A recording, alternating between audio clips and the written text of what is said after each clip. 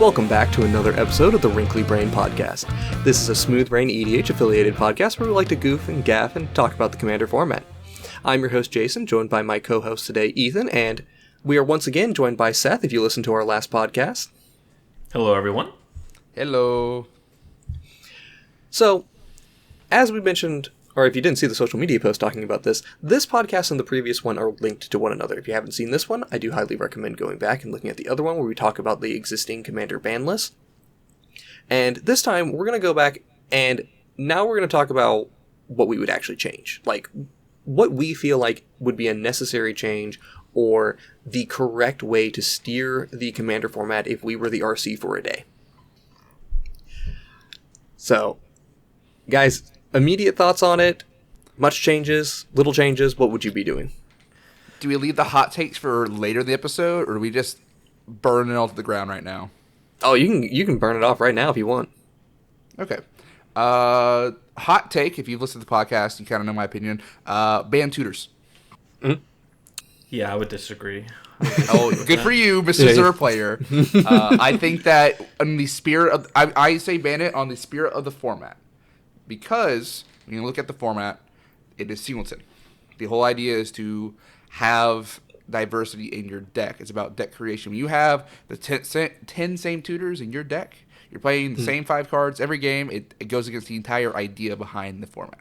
So how extensive does this go? Like, are you advocating no Stoneforge Mystic? Are we not playing Recruit of the Guard or Spell? What's the Spell Seeker? See, now you're pushing back, Seeker? and that's where I fall apart. Yeah. So I think that generally, in my mind, the black tutors like Vampiric, Imperial Seal, Demonic Tutor are like the ones I kind of really think about. I say like any conditional tutors are a little bit more viable. But also, like, when you say Stoneforge, I'm more lenient to say, it's fine because it's white. Because it doesn't have card advantage. You know, when you have card advantage plus tutors, it makes it a little bit more egregious. Yeah. It would similarly beg a question of whether or not fetch lands count in this argument. That's a good point, too. I mean, honestly. So, as a previous Windgrace player, leave my babies alone. As anyone else, though, what does it add to the format other than longer games because people are shuffling their decks? Okay, Consistency. Side conversation there. Why does anything have to add anything to the format? Okay, so you're saying like... I mean, your argument of removing or taking in is, does that card add anything into the format? So many cards. So when I say adding things to the format, I'm talking about, does it give a better play experience for the people at the table aside, not including the person playing, but the other people there too? I mean, if you think about the ban list currently, what does Arayo Sorotami Ascendant bring to the format other than absolute lockouts, generally? Yeah, well, to your point then, the tutors themselves, there are certain decks at certain power levels where a single tutor just kind of enables their strategy. I hate to even try to apply this to Zur because Zur itself is a tutor, but yes. I've recently been trying the Astral Slide, Fluctuator, Flicker Zur, and that deck really relies on having a discounter, which surprise Zur can only get enchantments, 3 or less, so I need a way to get Fluctuator, I need a way to get... new perspectives. Training grounds. New perspectives. I mean, these are things training that... grounds work? In that case, training grounds don't activate abilities of creatures, right? Oh, my bad. No, that one wouldn't work. But this is an extreme example because Zur doesn't need much more help. But in that case, like having a tutor in my deck to get the Fluctuator to then do what the deck is designed to do. Yeah. That's where it gets tough when you're trying to do game plans where there's not a whole lot of support cards or those key cards. You have 2 key cards in your singleton deck of 99 cards. That's where that whole argument falls apart. But, and I'd also just say run more card draw or maybe mulligan more aggressively, I guess, if you only have the CDH mindset, but you're playing a casual format. Yeah, I don't think aggressive moles is a great solution to find the cards that you want. That doesn't sound great. But I'd also, just to premise it, I'm all for less bans and more unbannings. I really like the idea of embracing Rule 0, just like when you look at how frowned upon, again, we mentioned this last recording, land destruction is. Land destruction, no one likes to play against it. How many people are you running into that are actually destroying all lands in play? What does that add to the format, right? Exactly. So no, Armageddon should be banned. That's a good question. But it does not, I believe, deserve to be banned. You can just police it, and I'll always stick with that. I think you can tutors, police it in a consistent play group. Going to an LGS on a Friday night with random people, that's where the ban list really needs to take effect. That's when it's Daddy RC needs to take effect. Our play group, it's very easy for us to rule 0, but if I go up to F&M at a card shop out of town, I can't just say rule 0, oh, well, in my group you don't play tutors, so you can't play in your decks. Like, that doesn't fly there. Right, if somebody's coming in with, and they, casual Commander players that only have 1, maybe 2 decks, and you say, well, I don't play against Golos, for example, if that was your casual deck back in the day, that's just going to sit there and say, well, that just means you don't play with me. And that's not fun for anyone, actually. So, this is a weird thing, because, okay. The guiding philosophy behind the Commander ban list, I actually think it's pretty good, right? Overall, how they're looking at things. They're trying to ban for a casual environment, which is hell. Yes.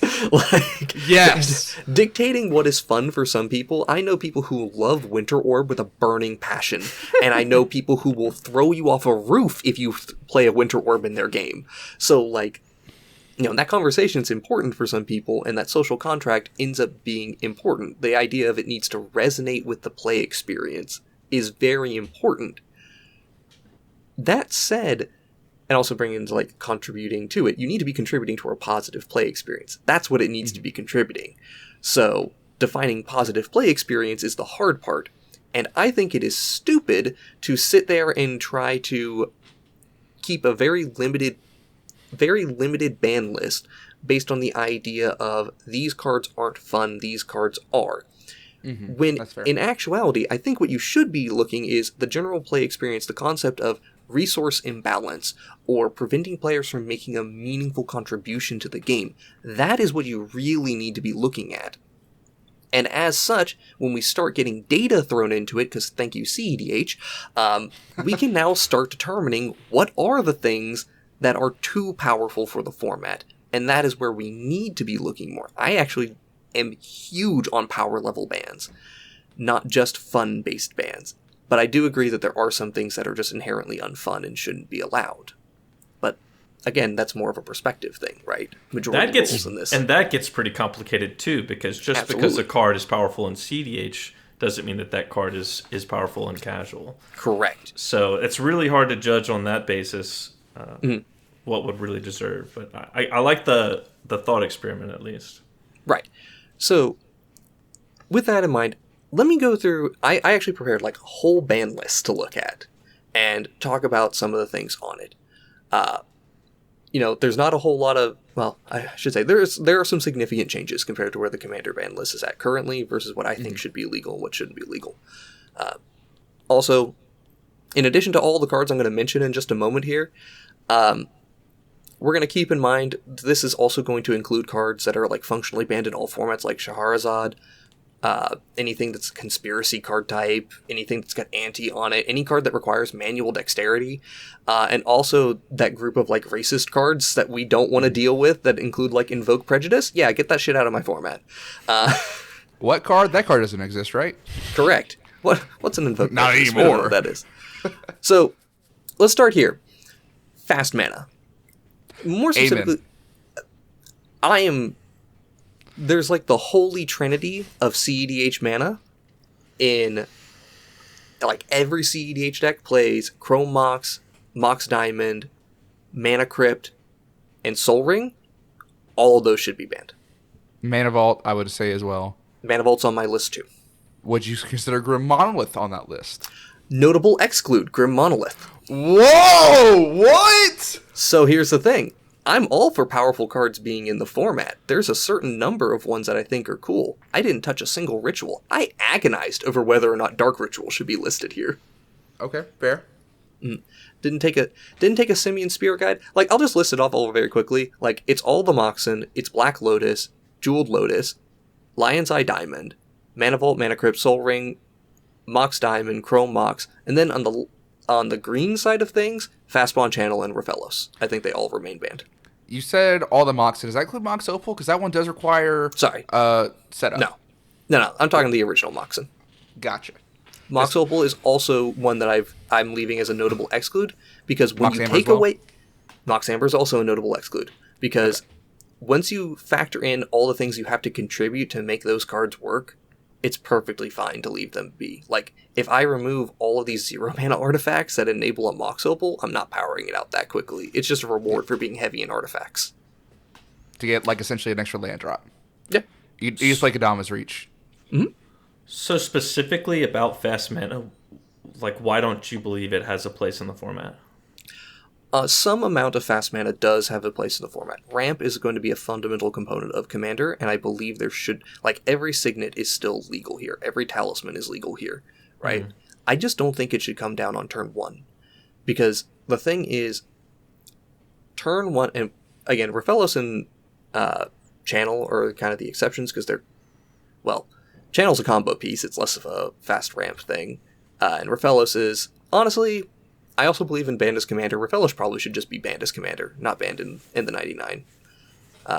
But, like, there's a degree of fast mana that's cool, and that we should be allowed to have, but when it is a persisting effect, something that is creating a long-lasting change on the game, where you're playing 2 or 3 turns ahead of all of your opponents because you played a Mana Crypt, that is severe resource imbalance. Mm-hmm. I don't think that's fair, and even if you sit there and tell me that, oh, we just gang up on that guy... Yeah, ganging up on the guy who now got to play a turn 1 Rhystic Study is not exactly the easiest thing to do.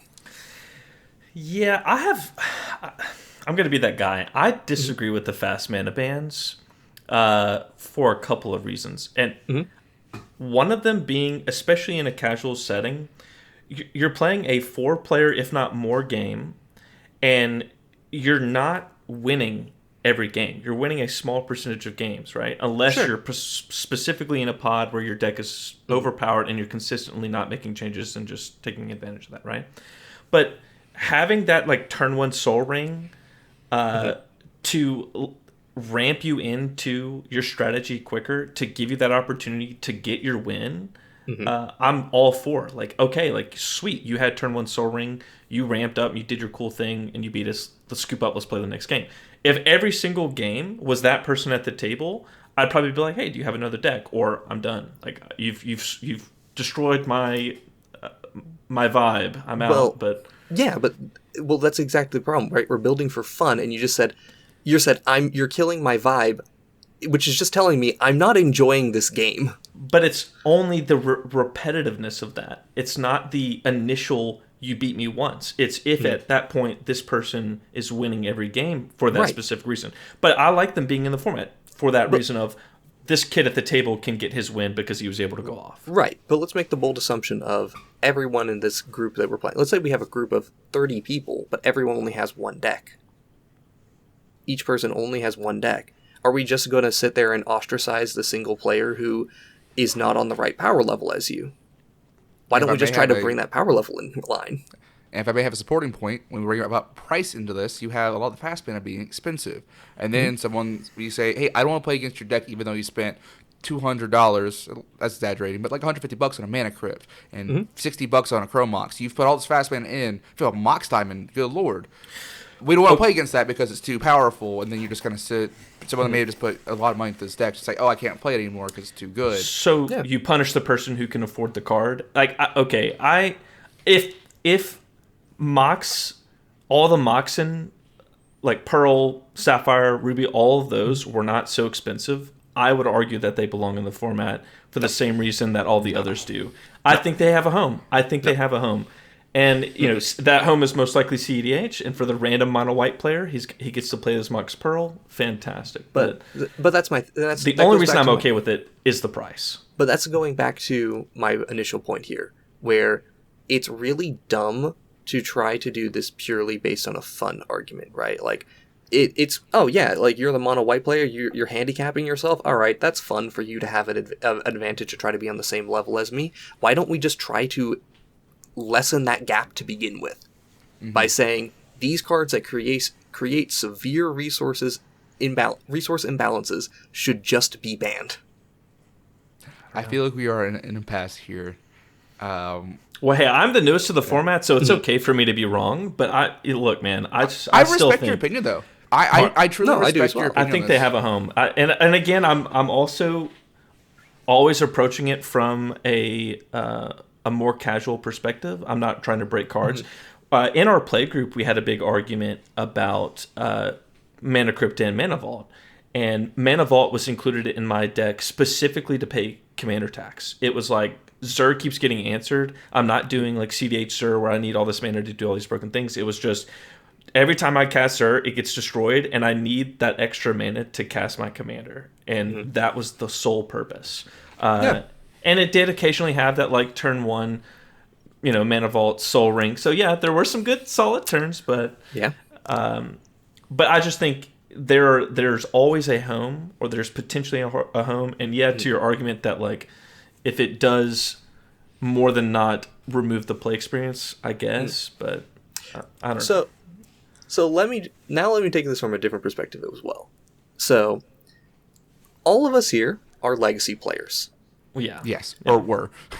Sad. Asterisk. One of the biggest arguments I have heard against legacy, it largely comes down to two big arguments, right? Price. It's way too expensive. Yeah. And I don't like the play patterns because I don't like feeling like these combos are too fast. I don't like feeling like I need to play Force of Will. Yeah. There was times where I was playing Killer's Post. I'm like, well, I can't do anything, so I just kind of sit here. Well, I'm just going to say, man, I played Mono White Hate Bears, and I never felt like I needed Force of Will. I'm just going to say, man. You had Cavern of Souls and Aether Vials, all right? I never played Cavern of Souls. No. Hey, and also, you're in white, you can play Mana Tide, so I don't want to hear anything from you, okay? Mana Tide was a little broken, I will But more admit. specifically, Exactly. Ban Mana Tide. How many times do you play against the Reanimator matchup and you just hated life when you played that matchup? I actually like that matchup, but I was really skewed. Masochistic. Sadistic. Very sadistic. The problem with that is that there were always Dredge players, there were always Reanimator players, like a heavy number. So I always had like the sideboard. Like I was even main decking Remorseful Cleric at one point. So I was always prepared. But yeah, I get what you're saying. Hang on though. We're not a sideboard format in Commander. True. We don't get to do that. So a lot of people will sit there and say, I don't like feeling like I need to play certain answers to what my opponents are doing because it's just so powerful. I am genuinely of the opinion that Vandal Blast should be in no fucking decks. Nobody should play Vandal Blast. What about Rest in Peace? Rest in Peace, I mean, if you want to, sure.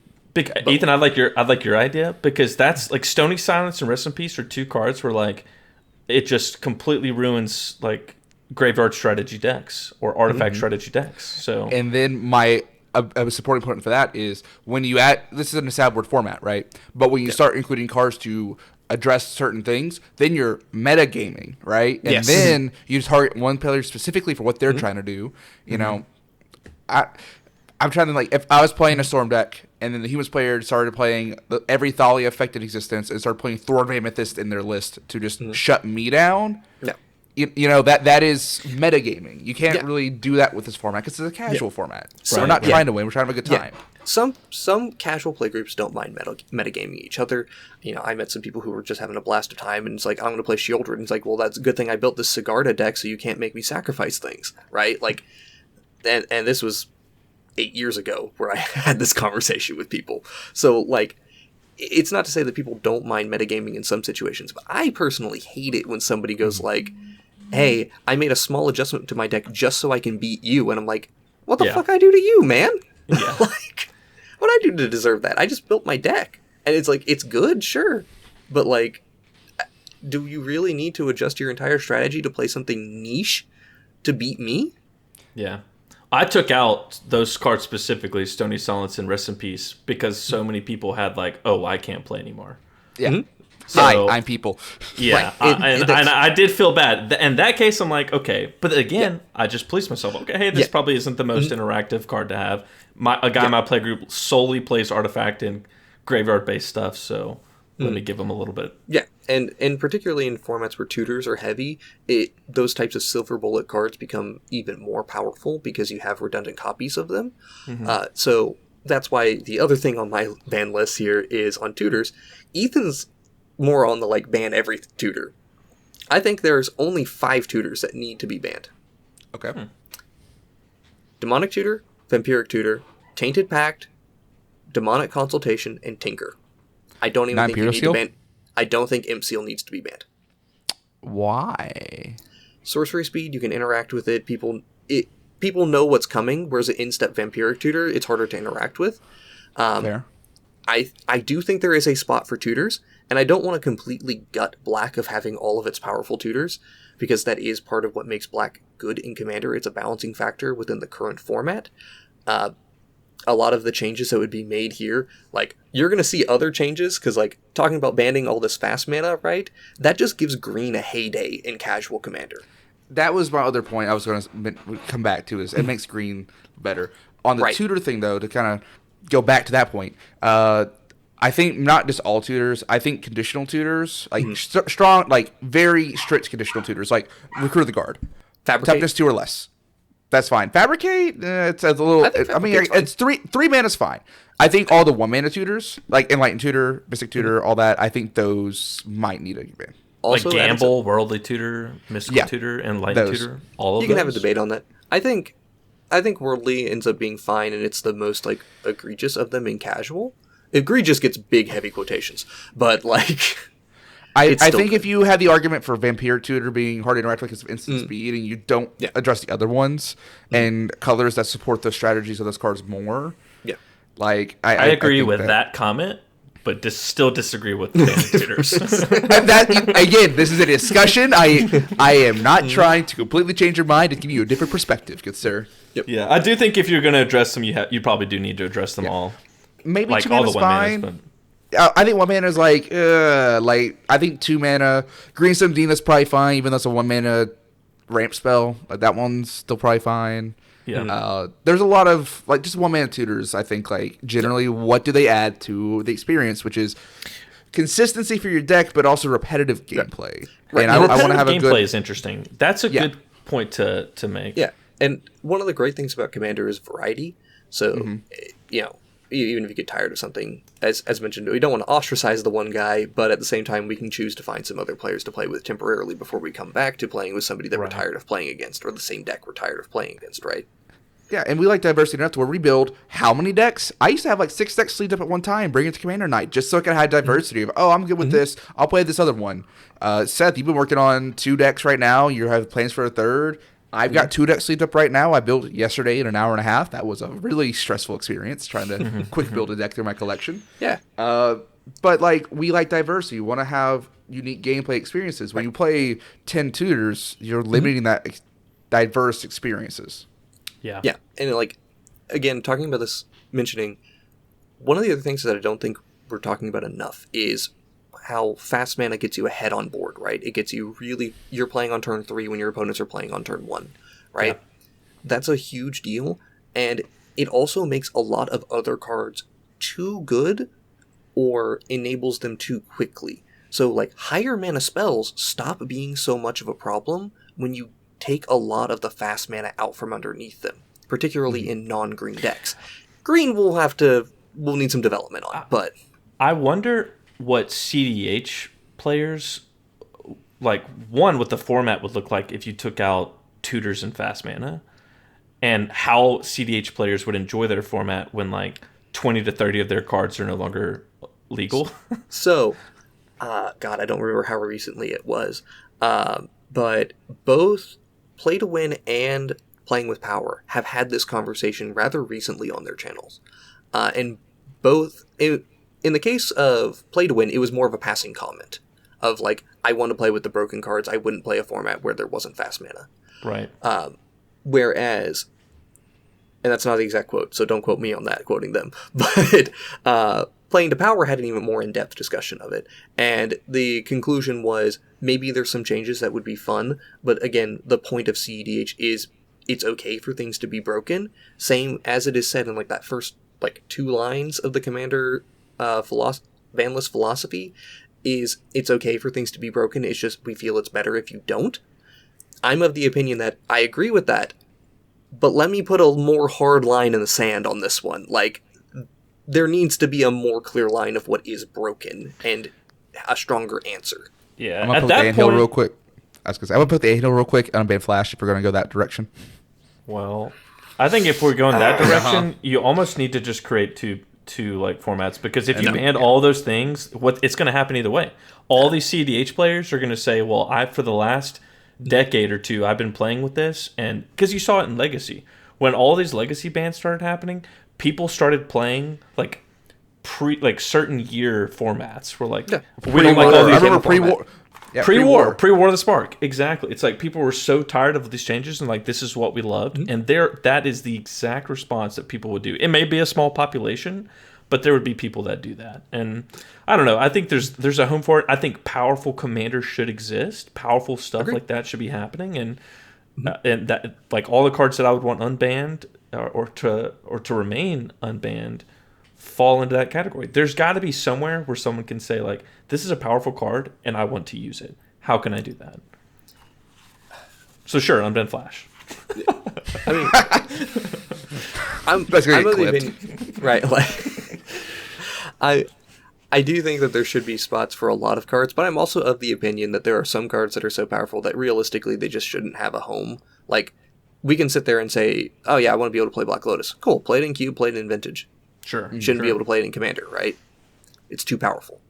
And similarly, I'm just going through and finding the other list of cards and saying, like, these cards are too powerful to be played in pretty much any format, because you will find pretty consistently that these are banned in other formats. It's not like Fast Bond is just banned in Commander. It was restricted in Vintage, and it is banned in Legacy. So, there's a reason that it remains banned. Like, come on, do we really want Tinker running rampant in Commander? And just... I mean... I like artifacts. I'm banned Flattering Academy. I love artifacts too, but I don't want turn 1 Bolas' Citadels too frequently. No. That again, like, that's also where the repetitive gameplay aspect comes in. Correct. And then, like, the mana imbalance. So that statement alone supports both of your ideas there. Mm-hmm. There's like an interesting way that you could go to of looking at some of these cards and asking, how would this affect CDH versus just EDH? And that I would be more interested in terms of like an unbanning perspective, because some of those cards probably fit in nicely with the CDH format, but don't fit in well with regular EDH, right? Correct. And that's the thing. Like, some people love to try to have the conversation of a split between the two formats and creating their own separate ban list. Time and time again, the CEDH format has lashed back against that and said, no, we don't want to do that. The CEDH format has lashed out? CEDH community is the one that says we don't want a separate ban list. We want to operate on the same ban list. We are competitive EDH. We are still EDH. So they don't want to be separated from that. They just want some attention brought to their format when they desperately need it, which is why Flash got banned, because it was just, the format is functionally ruined while Flash was legal. Do you think, due to repetitive gameplay, that they would ever make a ban towards, like, the Thassa's Demonic Consultation combo, all that? Or do you think they'll just keep that in the format? So they did that kind of already with Flash. So before Thassa's Oracle was like, in Demonic Consultation was the thing, or like was the main thing. Flash Hulk was the thing that then ended up getting Thassa's Oracle Demonic Consultation, right? Yeah. That got printed while Flash Hulk was the deck. And Flash was banned because CDH players asked, very politely, I hope, the RC saying, hey, this is a problem, and we would like this addressed because it is making our format worse. Because it was so consistent. Because Flash Hulk Flash got banned in Legacy like less than a month after it was printed, right? Yeah, a couple. Flash is a busted card. That is just a fact. And it needed to go. So Flash was not banned. So Flash didn't get banned a month after its printing. It got banned a month after Protean Hulk's printing. That's right. Because it got banned very quickly. Yeah, Protean Hulk's the card that broke it in half. I'm of the opinion that you ban one or the other. Personally, I would be more in favor of banning Protean Hulk than banning Flash. But if it came down to Thassa or Demonic Consultation, you're just snapping the Demonic Consultation? Well, I already said I would hit Demonic Consultation and Tainted Pact. because they're both tutors. They're very, very powerful. Yes, Demonic Consultation is the less tutory of the two, but at the same time, they're both tutors. They're very, very powerful, and it's way too compact of a win con. I think you can do very cool things with Thassa's Oracle when you play with it fairly, or if you have to play with, say, Thought Lash or a Leveler effect. You want to put Leveler in your deck? By all means, my dude. You're right. You're right. Right? But if you want to say, well, I want to play Demonic Consultation, and that's going to be my Thoracle enabler, it's like, oh, so you're just going to win and I can't stop you. Yeah. Or my answers are so narrow I can't answer it. Which, by the way, that is another thing that is on the guiding principles for the Commander ban list. If you have to play specific cards, even though they themselves are problematic, or you have to have such narrow answers to answer problematic cards, that is another reason to ban cards. That's already on their ban list, so again, if I was the RC, I would have already taken a shot at this. That's why my list is here. Let's get into the next group, which is severe resource imbalance. We've already talked about limited resources last time. That card's just it is both terrible in how it interacts with the format, because just a 1 mana enchantment that reduces it so that there can't be more than 10 lands in play at any given point is just awful, right? Correct. Upheaval similarly creates a pretty negative play experience. Balance, Hull Breacher. Yep. I would still keep Lutri on this ban list for the time being, because I consider that a pretty serious resource imbalance. Bandit's Companion, let's do it. If you want to create Bandit's Companion, I won't be against it. If there are more companions printed, there is a consideration. With this, the 10, it does not make sense to have a unique rule that is kind of complicated. It's not. It is, but it's not, right? It's just like, you have to make a special rule for this one card, whereas if there are more companions that needed a ban as companion, the companions aren't really that great for Commander. Yeah. So they could just take them out. It's a 100 card format. They could just add it to the, they have conspiracy cards, and they could just ban companions as a whole to keep it as a 100 card format, right? They could. Yeah, they could. They specifically changed the rules to enable companion, because it is actually pretty cool to play with companions. Yeah. It's unfortunate there's 2 good ones. There's so many that you can't play with, Yorion. Literally by requirements you can't play with them, like Yorion. Additionally, I feel bad for Gruul for being robbed of a 2-color companion. You're right. You're gone with this 5-color. Yep. So that feels bad too. They'll get one. Yeah. I want Zur to be playable. Mm-hmm. All right. Now let's go to Yawgmoth's Bargain. Is that a resource? I guess that is a resource imbalance, technically, right? Yeah, cards in hand. Oh, yeah. Yeah, I guess that's fair. I never really thought of it that way. That's a good point. Mm-hmm. Then Tolarian Academy, which actually could maybe have a justification for being unbanned with the banning of all the fast mana, but I am not on that side. Yeah, this is one where I'm I understand it. Well, especially with the whole unban all the Muxin take that I had. That would no shot. Could you allow that in play? Right. I will take every Soul Ring burned except for the one True Ring, or burn that one too. I don't care. Burn every Soul Ring possible. And give me Tolarian Academy. I want it. I don't think anyone in the format's agreeing with you, dog. Too bad. I will die on this. Tolarian Academy, honestly, it's really strong still. Even in a format where you're sitting there and going oh yeah, we made it so we only have 2 mana artifacts for ramping. It's still pretty good. It can be enabled on turn 1. It's not that bad. It is significantly better than all the other lands in that cycle. Yeah. That said, I also think Gaia's Cradle should be banned. Mentioning before how green is going to have a fucking heyday if you remove a whole bunch of artifact mana from the format. You got to take some other things from it too. Cradle would just be the start. I think it would need to be more. I just haven't figured out exactly what I would hit, because I'm not going to hit your Llanowar Elves. Right. I'm not going to touch those. I'm not going to hit your Cultivates. I'm not going to hit your Nature's Lore. But I have to hit something. The only other thing I've given great consideration to on that is the Great Henge or Toski. as resource imbalance things, because, like, I need you to stop drawing so many cards if you're going to ramp this hard. Because you're the only one who gets to play ahead of the opponents at this point. Do you not find that silly, though? Like, that's it then becomes so extensive. Like, you're talking about adding, like, over a dozen cards to the ban list just by making that choice. I mean, that blows my mind.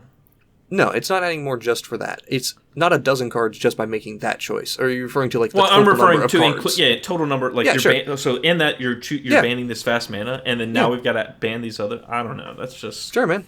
I mean, yeah. That's a lot of cards to take out of the format. I'm of the opinion to cultivate the format. Don't just... let the kids run in the street and see how it goes, right? Actually direct them towards the sidewalk, for goddamn it. Like, do something to keep the kids alive. Like, you know, if people are going to enjoy Commander as a casual format regardless, but again, I want more people involved, and if this is the type of thing we need to do to get more people involved, fuck yeah, let's just do it. That's fair. Mm-hmm. Similarly, though, another resource imbalance, and shout out to Ryan. Yeah, I'm with you, buddy. Let's get Drannith Magistrate out of here. I actually had that on my list, too. Honestly, that goes back to the fun play patterns, right? It is a resource imbalance, if you want to put it in that case, but it's just not fun to play against. Like, Seth and I were playing together yesterday, and I forget, did someone play Drannith Magistrate yesterday? No. No? It was Thalia. No, it was CDH on Saturday, and it was Jason on turn 1. That's what it was. That's why it stuck with me, because Jason hurt my soul 2 days ago very, very hard. Hey, to be fair, I was last in turn order. I had to do something. Oh, I'm so sorry. My roll to 5 didn't get there. Yeah, like, Drannith Magistrate, and this one is more for the casual side of things than it is for the competitive side of things. This is a severe resource imbalance. People build their entire decks around their commanders. The decks literally don't function without it. Having that narrow window to get it into play and have your commander not answered, like, come on. Like, let's just keep this fair. Like, Drannith creates such a huge resource imbalance. It's kind of a worse Caracas, but, like, it's the same offender, right? I would say it's a worse offender than Caracas. You think it's worse than Caracas? Caracas Bounce is one thing a turn, and you can just replay it. If it's a relevant ETB thing, it can also be a benefit, but like Drannith just shuts down commanders as well as it shuts down other strategies too. If you can't do anything out of your graveyard, anything from your library, anything from exile. You're casting it. You can still enter, but you can't cast. Yeah, but like you can't play Melik is a Paragon, and that's the biggest offense right here. You cannot take advantage of Melik is a Paragon. It's also much easier to interact with than a land, though, right? Correct. Yeah, Sure. I think generally speaking, we should be interacting with lands a little bit more, but that's also that somewhat guides my listing here. Yeah. That's why I'm not like really aggressive towards green, because I'm just like, you guys understand, we're gonna have to do something about green. Yeah. But it should just be on the players do something. Mail every commander player a copy of Strip Mine. Say, please play this. Yeah, okay. Yeah, I would like all precons come with Strip Mine instead of Soul Ring, effective 2024. Honestly, let's do it. Fuck it, give me. Like, do it. I would not be against it. But like, there needs to be something to address, to do something with it. And I think we're also narrowing the scope of what Caracas does more than what we're giving credit for. Because, like, honestly, these cards do two very different things. One of them is a preventative measure, whereas the other one is an answer. But also, Caracas is an engine. Because if you have an ETB commander, just keep flickering your Goldlos like crazy. And goes banned. It will remain banned. Thank God. Least as a commander, at least. Unbanned Golos and Caracas. Unbanned Golos and Caracas. I don't know if I want that in Legacy for every player ever out there. I think we're good. Yeah. Going on to this next group here, Powerhouse Cards. Things that are just busted, they're strong. Also, I guess I should mention this as well. Under Resource Imbalances, there is one specific card that I didn't ban, and it ties into what I've been talking about with other cards becoming better when you take care of other things. Or rather, more in line with the format, and that card's Ad Nauseam. Oh, yeah. I'm not banning Ad Naus. If you ban the fast mana, I don't care about Ad Naus. Ad Naus is not near as powerful. Correct. Yeah, fewer 0 mana, 1 mana. spells in your list. Yep, Yeah. fewer zeros in one. You can instep ad nause and have a protected win. I think people are still interested in doing that, but especially if I get rid of Demonic Consultation and Tainted Pact to go with it, the mana requirement for ad nause to be good becomes so much higher that, and taking away that fast mana just makes ad nause a powerful but fair card. Yeah, we could also just unban Gifts Ungiven, and then like That's off my ban list. do they need the ad-nos? I still don't think Gifts is broken, but I'm happy to be proven wrong on that. So now I'm pondering the question of, I say ban 1 mana tutors. Well, Gifts Given is 4 mana for 4 cards, so technically that's 4 1 mana tutors. Is that? I'm trying to rationalize that one out. You see, friend, there's this thing called bundling, which makes cards better. You got to bundle effects and get a mana discount. There you go. I mean, intuition, you know? Yeah, I mean, Intuition was one I really hardly debated as well as to whether or not that should be on that list. But I was like, if I'm cool with Gifts being unbanned and I'm also taking LED from them, I think I'm more okay with this. So, let's get into some of the Powerhouse cards. Paradox Engine. I'm sorry. Unban it, you cowards! Nope. Stays banned. That's also in the unfun category just because of how long those fucking turns take. I know. I am self-aware. I just miss... I actually want Paradox Engine. I wasn't the problem, right, guys? That I can't say I didn't play against you when you played Paradox Engine, but I know. That Rule Zero conversation is: Are you guys okay with an hour-long turn? I need you to sign this right here. No, legitimately, part of the reason why I'm okay with Paradox Engine bans is because I would tell people ahead of time, like, hey, there's a Paradox Engine in my deck. Are we cool with playing it? And the number of times I got no and made me stop playing, like, dislike playing my Brea deck for a while because, like, no one wants to play against Paradox Engine. Nobody wants to play against the Panharmonicon nonsense I'm doing otherwise, but people are more okay with that one. So it's like, I either don't tell you what's in my deck and you get mad at me later, or I just don't play it and I don't enjoy my deck. That's a net negative for everyone involved as well.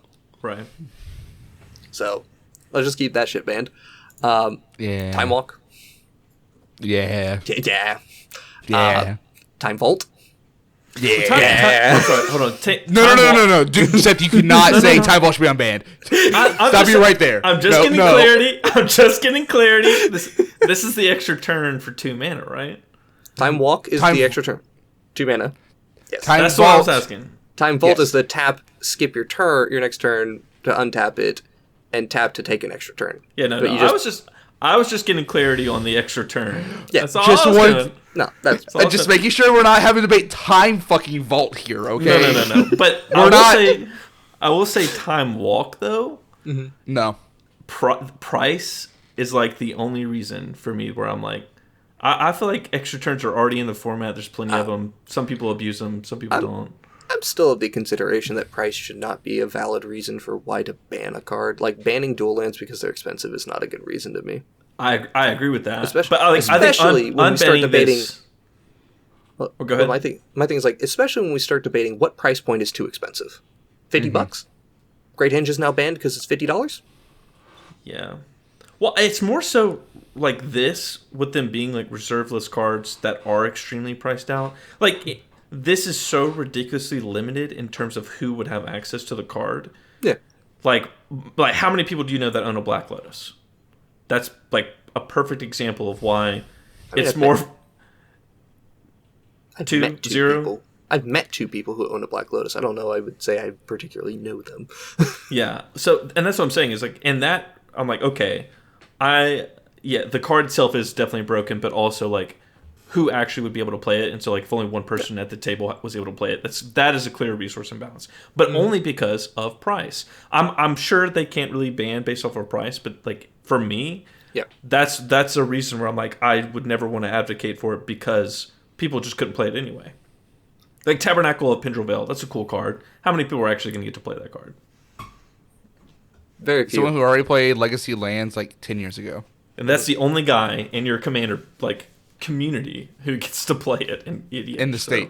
Also, yeah, 10 years ago, Tabernacle was still like $800, $900. So yeah, I offered a guy $750 for one, and he said no, and I regret not offering a little bit more because now that card is Insane. When would you play Tabernacle, though, buddy?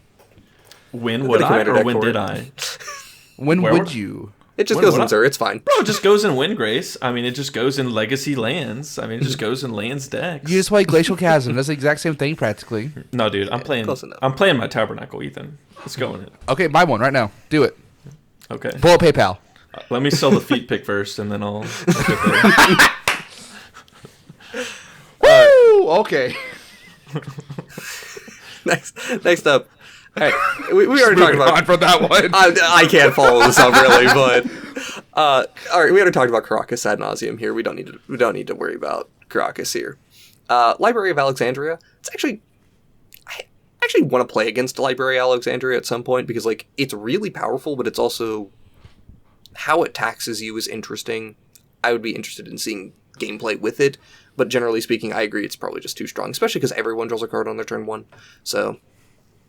Well, I was going to add to Library of Alexandria. This is when I agree with you. I looked at this and had the exact same thought. Like, I would like to play with or against this because it didn't seem initially that bad. But it's one I would like to have the experience against. It then becomes, again, like I just went on the rant about cost.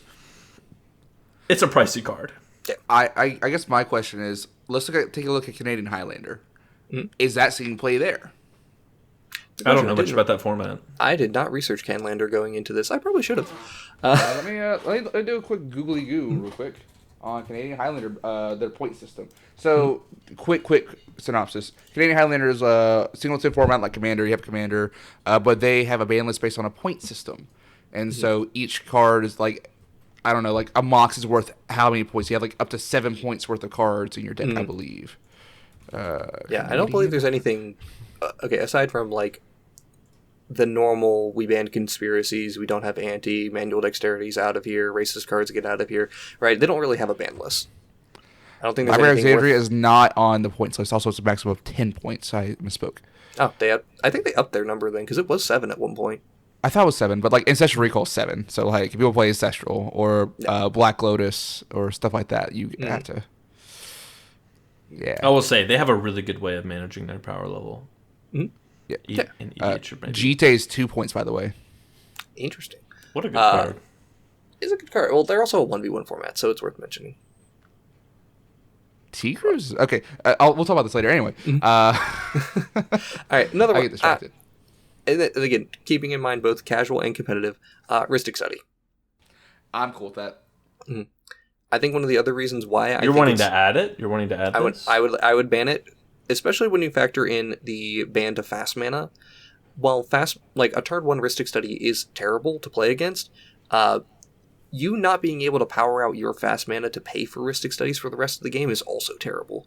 So there's a dynamic there. I just don't think Ristic Study adds enough positive to the format. Do you group it with Smothering Tithe at all? I don't think... Okay, I am on record multiple times saying I don't think Smothering Tide's a problem. Smothering Tide's only issue is its interaction with wheels. Beyond that, I mean, this card, it's perfectly fine. Even in casual, like, I know some people don't like playing against Smothering Tithe, but it is honestly not that bad. Yeah, I actually don't have a problem with Ristic Study. Most complaints I've heard about the card are around the reminder. Do you pay the 1? People just get annoyed being asked constantly, do you pay the 1? Well, I also... The number of games where you also run into the, talking about the experience of playing against Ristic Study, where one player has a Ristic Study, another player doesn't have a Ristic Study, but they're like, screw it, you can just draw a million cards, and the other 2 guys who have been trying to play around Ristic Study the whole game are just getting frustrated because they have no agency in dealing with this Ristic Study because you keep fueling it. Like, kind of a la Trade Secrets-ish, in a sense. It's in many ways negative because it's kind of just bad for Commander. Where does Mystic Remora come into this play as well? Is Mystic Remora fine? I actually think Remora's okay. Because of the tax, it's not going to stay around long anyway. The cumulative upkeep? Yeah. The tax also because if you're slowing down the overall format, a turn 1 Remora is not that powerful because people aren't just going to run through. They're not going to run through it very quickly. There are other YouTube channels too where I've watched gameplay and they just stay like, do not feed the fish. Yeah. And then no player in their right mind is going to only do like Mystic Remora attacks for 3 turns. Mm-hmm. Like if everyone just doesn't. So you can, if they turn 1 Remora is not that scary. Yeah, Remora is not that bad. I also think you want powerful cards to play. You just want to try to keep things more in line, right? Mm-hmm. The fast mana was more egregious to me than the Remora is. Rhystic Study is more egregious to me because of how it also impacts Casual Commander. Again, we're not designing just for CEDH here. Mm-hmm. Remora is not really a big problem in Casual Commander, but Study is. Mm-hmm. So, and you think it's just the card advantage that's the problem? Resource imbalance. Yeah, it's just you could just view it as a resource imbalance kind of thing. It's just individually powerful card. Also, I didn't mention in the previous one, but like Ancestral Recall is something I would keep banned. That's always been a fun point of conversation among the CEDH players as to whether or not Recall is fine, and I just completely disagree with them. Yeah, I don't see that one being a healthy include. You mean you don't want to pay 1 and force your opponent to draw 3 cards? Well, I mean, you could do it in response to that Thoughts of the Oracle triggered on the stack after they Divine Consultation. That's a fun counterplay. For that interaction, I would love to see that card in the format. Cool. That would be awesome. How would you like it with Kraken play? Okay, what? I want it! Give it to me! Please! Yeah, no, I don't want Krark and Sakashima to just have access to Ancestral Recall, which is now both their draw engine and their way of killing you. Jason, please. I just want the sticker card out of the deck, okay? They start playing whatever it is. Yeah, Opens attraction. I don't want to play that. I just don't want to. I just don't. That's fine. You don't have to. But Ken put in his list, and Ken is like the Krark father. Yeah, it's fine. Look, every son has to grow up and leave home eventually. So, damn it, Jason, stop making sense.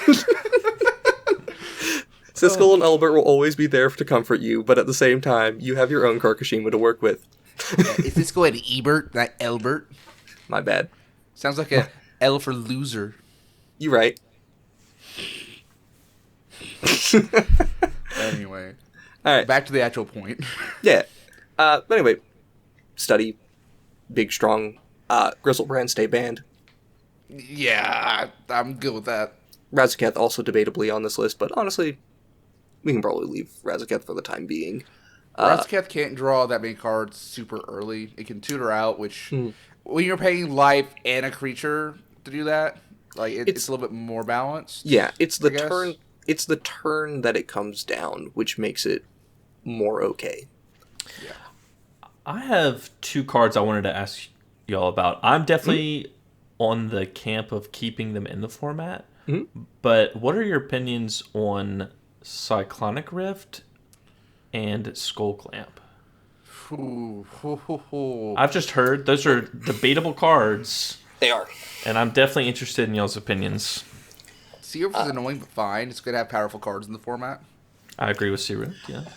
So, for the time being, I have neither of those on this ban list. I am of the opinion that Psych Rift is completely fine, especially when you start removing a lot of its fast mana. Rift is fine. Skull Clamp is a card that I have more debate on, because I've played with Skull Clamp a lot. I know just how different a game is when Skull Clamp gets involved. Even in a deck that's not made to optimize it, Clamp goes crazy. That is a card that, again, it's like, I'm fine with there being a powerful thing. That one should still be fine, especially because, like, again, when I compare it to the absolutely busted things I could be doing with Thoracle at the moment, that doesn't look bad. But once you start eliminating the absolutely busted things that are going on, Skull Clamp is kind of like that line. It's right on that line for me. Yeah, I think when you talk about Rhystic Study, Skull Clamp probably doesn't see as much play as Rhystic Study does, but in terms of card advantage, it's got to be close. Way up there, right? What I'm truly hearing here is that you both are terrified of Cold Forge Master on the table. Not when I play my very narrow hate pieces. I am destroyed. By the way, there's a combo with Cole, the Forge Master. It's a Boros commander that does artifact creature loops with like kobolds with skull clamp loops. Yeah. Can you just draw your whole deck, or? Yes, it's a bad. I love the deck. I built it for our set release video for Kaldheim back when we started the channel. I love that deck. I want to build it again, but at the same time, it's just a combo deck that just plays Crimson Kobold. Like, it's hilarious. Yeah, that's one of the things, right? When you play broken cards, but you have to play terrible cards to enable them, how broken is that card actually? Yeah. So it's like... But Skullcamp's not always like that. When you put it with Cecilia Sublime Artificer, or even Brea, like... Cameron makes Skullcamp look really good in his Zask deck. Yeah, Zask. Yeah. Oh my gosh, it is so good. Any deck that's, like, just generic tokens decks. Like, I played mono white tokens for a long time, and Skullclamp was king in that deck, right? I put it into a Perforos deck as well. Like, it was just, Skullclamp was the card you wanted to draw every game. Locust God. Adeline. Yeah, like Locust mono God. white. Adeline makes 3 tokens every turn at least, and you get to say, cool, 3 mana, draw 6? And here's the other, and again, like, any aristocrat deck, because you don't have to play 1 toughness things to enable your Skullclamp. You play the sack outlets to enable them, right? That's why it's like, Skullclamp is so good, it goes into so many decks, it would probably be a card that I would be looking at and maybe end up banning in the end. But I think it's also one of those dynamic play experiences where it's like, again, you want that story, you want something to interact with, you can kill the creature in response to the Skullclamp activation, there's stories to be had of that. And you can have stories that involve Ristic Study, but most of them involve dying and being sad. So, like... I kind of like it. To Ethan's point, mono white needs card draw, so I'm all A-okay with Adeline drawing 6. Hey, Stoneforge Tutors out Skullclamp, so everything's right in the world, right? Yeah. It sure is, man. It's like... Except for you wanted to ban Stoneforge with your tutors. So. I did a hyperbole for dramatic effect. I don't think Stoneforge Mystic or Recruit the Guard or Spellseeker are problem cards. I just want to state that for the record an hour later. He's lying. I think that the cheap tutors are more so the problem, and while I don't usually put tutors in my decks just for the deck diversity, I'd rather just put card draw because that's a more fun effect to play against, right? Mom, Ethan's lying on the internet. Wow, Jason, I'm not lying, okay? And just to be clear... my mom's going to fight your mom. And just to be clear, mom's ass. What was your opinion on Skullclamp, Ethan? I am biased and cannot give one without inherent bias because I love that card. It was one of my first true loves in Magic. Fair. I mean, it's fun to play with. I won't deny it. Brea with Skullclamp, it just makes me happy. It just like it's the third card I put in the deck. It's like Brea, and you have Chasey Eye, Draws the Displacer, those, and then it's like Skullclamp in there after. It's like when that plan doesn't work out, you just get value off of the tokens. It's just nice. Yeah. All right, I'm gonna move through these ones pretty quickly because I have a feeling when we get to another section, we're gonna want to spend more time on it. So. Gristlebrand and Emrakul, the Aeon's Torn, like, they're big, beefy things. Get them out of here. Flash is a problem. Yep. You could make this Protean Hulk if you wanted to. Cards that are just bad for Commander because they don't work well in the format. Panoptic Mirror, for example. Yeah. That's a card that's, like, power level-wise probably could be fine, but at the same time, it's not fun. Does not add anything to the format. Trade Secrets, we've already talked about that one in the previous episode. Just how that interacts is just so negative. Don't bother with it. Also... Manual Dexterity cards. I already mentioned that we're going to ban those. There's 2 more that I would like to add to that list, and with a hearty fuck you to Goblin Game and Thieves Auction. Yeah! Goblin Game? Hold on. Goblin Game. So, technically, and I should mention that these cards are not banned because you can technically do all of this without involving manual dexterity. But realistically, what you are doing is going to involve a degree of manual dexterity. Goblin Game asks you to physically hide objects, meaning get out of your chair, go grab something, and hide it. Not everyone's capable of doing that. That's not really fair. Also, these cards are chaotic and I fucking hate them. Thieves Auction, similarly, that card just takes a million years to resolve. Like, Thieves Auction as a card just usually takes like 10 to 15 minutes to resolve the spell. Do you know what Thieves Auction does, Seth? I'm reading it right now. I'll be honest, I did not know this card existed in the format. This is hilarious. Right. Like... It's funny, but also fuck. You know what that this card. reminds me of? What's the one in that unset where like it's just you try to high five everyone in the room to gain life? Oh yeah, I don't know the Is name that of card just called high five? I don't even know. Give me remember. 5 or something like that. Give me 5 maybe. Yeah. I mean, wouldn't that card just be awesome in the format? It's just the positive vibes and around the table getting all those high fives. I mean, good vibes, but also like, please don't ask somebody to get out of their chair to go get you a drink or to go high five something. Or go buy a booster pack. Yeah. Like Booster Tutor. Hey, should we ban Booster Tutor? Can we ban Booster Tutor? Is that okay? Uncard's still banned as far as I'm concerned currently, but Good. Crowstorm, you will be in my heart. Crowstorm's the exception. We'll make the one exception. And occasionally in my decks. Then the last thing I want to talk about is banned as commander. We're bringing it back. Yeah. Like, for example, Arayo Soratomi Ascetic card is horrible to play against, but it's not that bad if you just ban it as a commander. This would be perfect for Leovold, so I could have it back in the format. So we'll come back to Leovold. I want to say on Arayo, without the fast mana, are you really casting 4 spells like on turn 1, turn 2?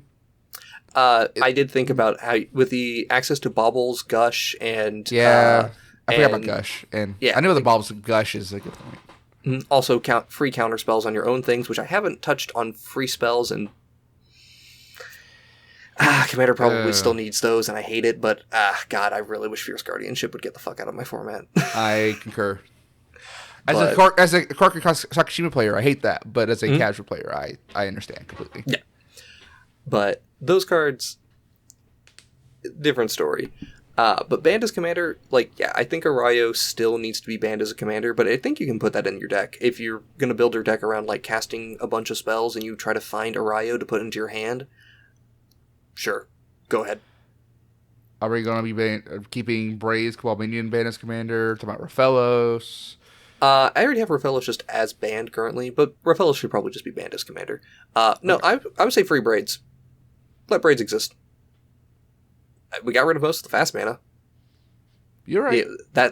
That's the main reason why I agonized over Dark Ritual. Actually, just for Braids? Mainly for Braids. That's fair, though. Braids and Necropotence, those were the main things. I was like, oh god, do I really want to allow these and still have Dark Ritual? I was like, yeah, it's okay. We can Necro. But so I'm just going to give you my list of things that I have on my Banner's Commander list. Obviously Kokusho goes back on the list, but no. Kokusho, you're fine.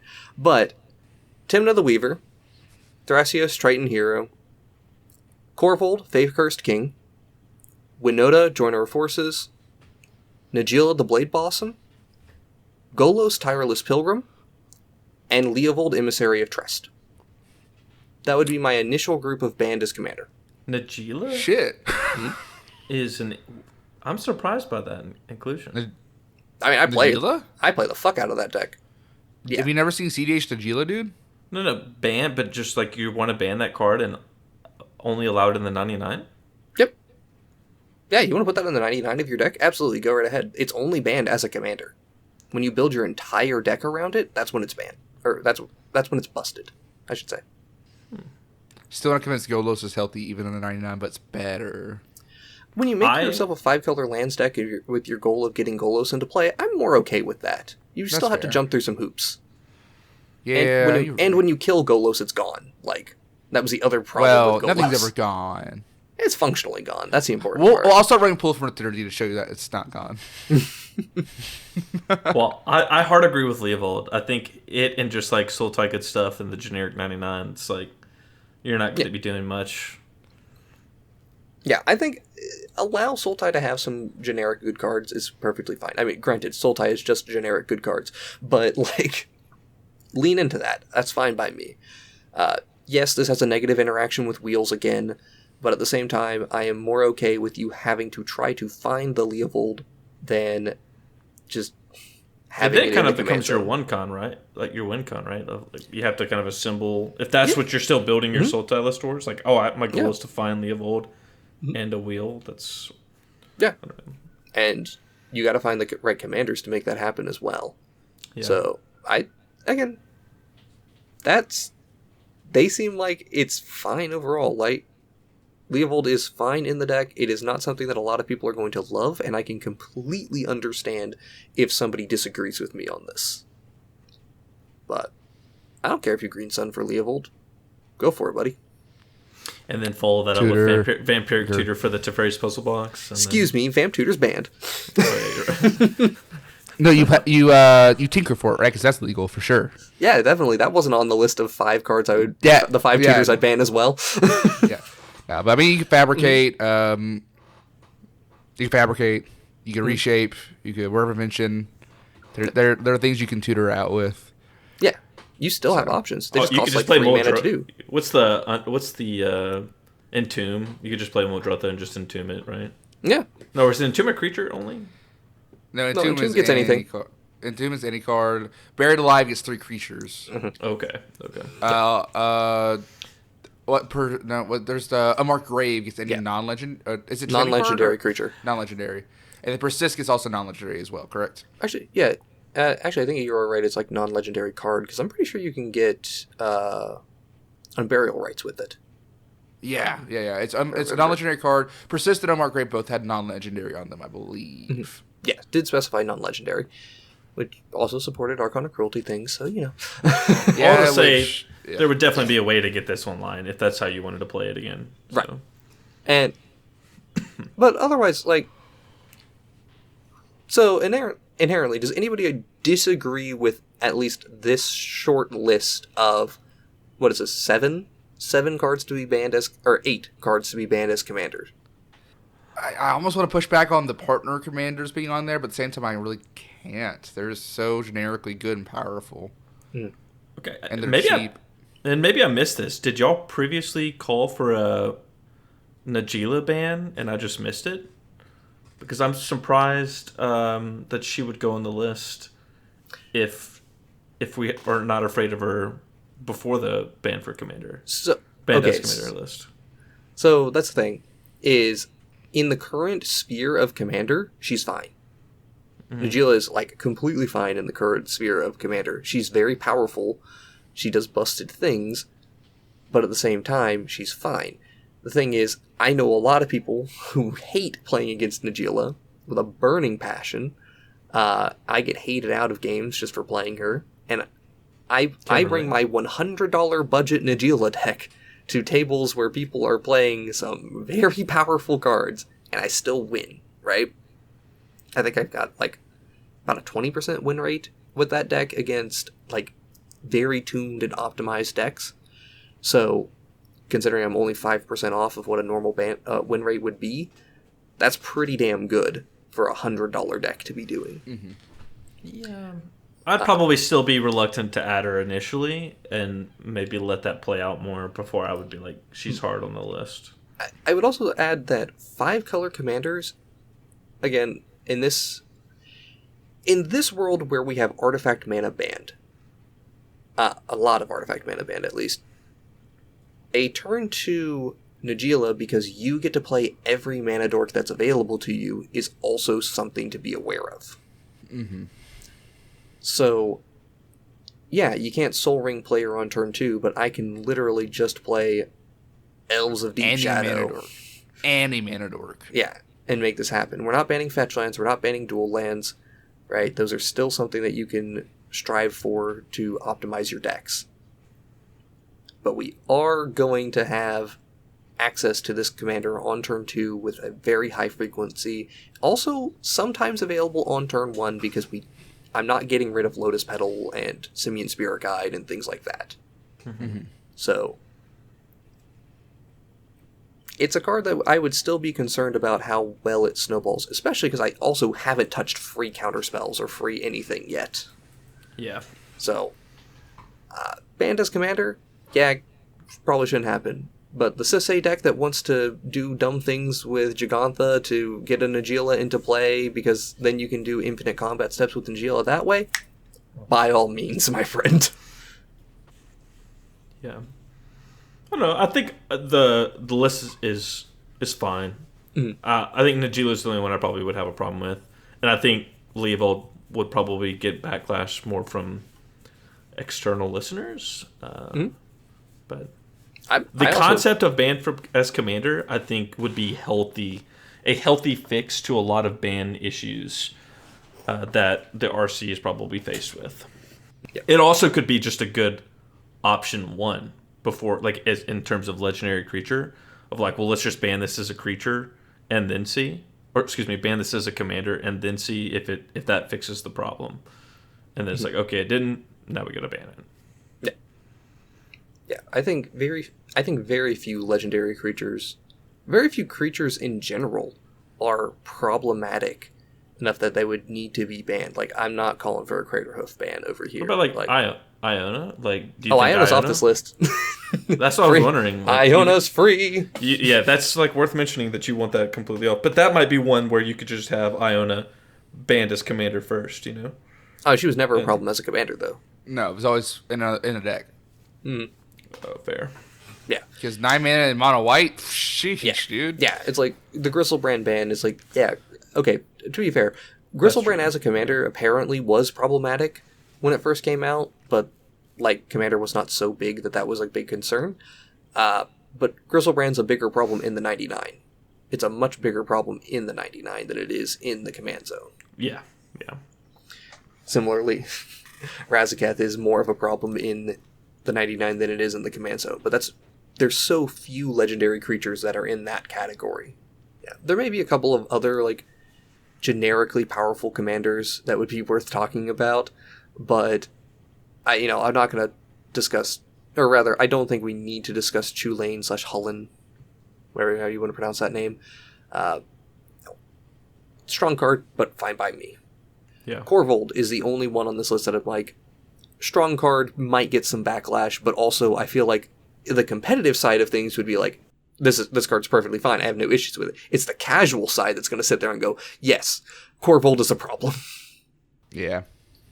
All right. So before we sign off for the day, let's just summarize what we've gone over. Seth, give me your elevator pitch. What would you do with the commander ban list? What would you change, if anything? Yeah.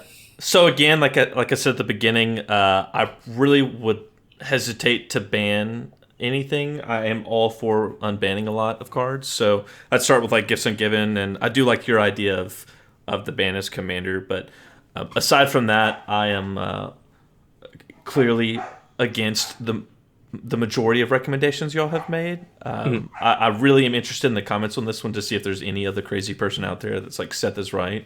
Keep fast mana and tutors in the format. But yeah, that's it. I like Rule 0, enforce Rule 0, talk to people and establish a baseline. That's it. All right. Ethan, what about you? I mean, it's hard for me to say a good elevator pitch. Like, I'm honestly happy where things are overall right now. Honestly, but if I had to make some changes, I think like mostly like fast mana, resource imbalance, and fun, like cards that just have a detriment to the play experience of all are really where I would focus things on. So like, your fast mana, and then like cards like Dranth Magistrate that are just unfun to play against, that cause it to stop the game completely. I think those are the cards where like I would really turn my attention towards. But overall, like, if things stay the way they are, I'm not going to riot in the streets or anything. But to just follow up on that, would a card like Winter Orb be something you would start looking at, or is that one you're Yeah, like... honestly, I feel like it affects all players, but you're not playing Winter Orb and you're not abusing it, right? Mm-hmm. Yeah. And on my side of things, I am all for cultivating a ban list. I think you should be, or rather, cultivating the format and the ban list as a means of doing that. You should be looking at things mostly from a power-based perspective to try to keep decks more in line with one another. Obviously, you're going to have some big disparage between somebody who is on everyone's favorite Zubera or Atog deck, but, that deck's going to be weak compared to somebody who's playing something that's just a run-of-the-mill Adeline deck. Mm-hmm. At the same time, you should be trying to keep the top end from getting too far out of line, and CEDH is still going to break things. They're still going to be able to have fun with a lot of these cards. This is not a CEDH-specific ban list, but it does end up affecting them more than it affects a lot of other areas. True. All right. And with that, I think we are done for the day. Thank you all very much for watching another episode of the Wrinkly Brain Podcast. If you like seeing edited gameplay videos, check out our main channel, SmoothBrainEDH. We upload every Saturday. And don't forget to like and subscribe. Give us a comment down at the bottom, especially on this one. We really want to hear your feedback on this band conversation, because this is one where everyone's got an opinion and everyone can get a foot up their ass for everything that they do, because no one's going to agree with me and nobody's going to agree with Seth and nobody's going to agree with Ethan and everything's going to be terrible in the comment section. Well. So, and if you'd like to talk to us directly, particularly about our terrible takes on Commander Banlist, feel free to join our Discord, or if you want to support us directly, you can do that through Patreon. All links are directly in the descriptions or in our link tree. So, this has been Jason with Ethan and Seth. Thank you all again for watching, and have a great day.